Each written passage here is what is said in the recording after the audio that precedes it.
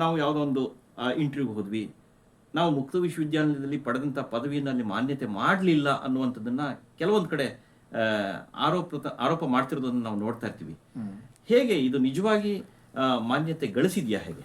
Sir, ತುಂಬ ಒಳ್ಳೆ ಪ್ರಶ್ನೆ, ಬೇಕಾಗಿರೋ ಪ್ರಶ್ನೆ. ಪಬ್ಲಿಕ್ಕಿಗೆ ಇದನ್ನು ಡೌಟ್ನ ಕ್ಲಿಯರ್ ಮಾಡಬೇಕು ಅನ್ನೋ ಜವಾಬ್ದಾರಿ ನಮ್ಮಲ್ಲಿದೆ ಸರ್. ಫಸ್ಟ್ ಆಫ್ ಆಲ್, ಈಗ Indira Gandhi national open institute ಅನ್ನೋದು it is establish by act of parliament, government of India. So government ಸಂಸ್ಥೆನೇ, ಇಂಡಿಯಾ ಗೌರ್ಮೆಂಟೇ ಇದನ್ನು ಸ್ಥಾಪನೆ ಮಾಡಿದೆ, ನಂಬರ್ ಒಂದು. ಈಗ ಇದು ಮಿನಿಸ್ಟ್ರಿ ಆಫ್ ಎಜುಕೇಷನ್ ಅಂಡರ್ ಅಡಿಯಲ್ಲಿ ಬರುತ್ತೆ ಇಗ್ನೋ ಅನ್ನೋದು. ಮೂರನೇದು, ಇಗ್ನೋ ಕೊಡ್ತಿರೋ ಎಲ್ಲ ಪ್ರೋಗ್ರಾಮ್ಗಳಿಗೂ UGC ಏನಂತೀವಿ, ಅಪೆಕ್ಸ್ ಬಾಡಿ, ಅವರಿಂದ ಮಾನ್ಯತೆ ಪಡೆದಿದೆ. ಯೂನಿವರ್ಸಿಟಿ ಗ್ರಾಂಟ್ಸ್ ಕಮಿಷನ್ ಅವರಿಂದ ಮಾನ್ಯತೆ ಪಡೆದಿದೆ. ಅವರು ಕೊಟ್ಟಿರೋ ಲೆಟರ್ಗಳನ್ನ, ಮಾನ್ಯತೆ ಲೆಟರ್ನ ನಮ್ಮ ಇಗ್ನೋ ಕಾಮನ್ ಪ್ರಾಸ್ಪೆಕ್ಟಸ್ ಅಲ್ಲಿ ಅಟ್ಯಾಚ್ ಮಾಡಿದ್ದೀವಿ.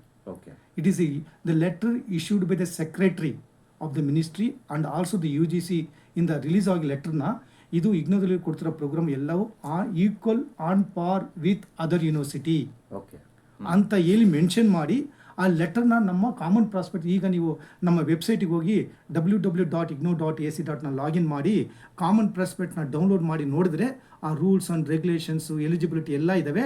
ಅದರಲ್ಲಿ ಇದೂ ಕೂಡ ಒಂದು ಡಾಕ್ಯುಮೆಂಟ್ ಆಗಿ ಮಾಡಿದ್ದಾರೆ ಸರ್.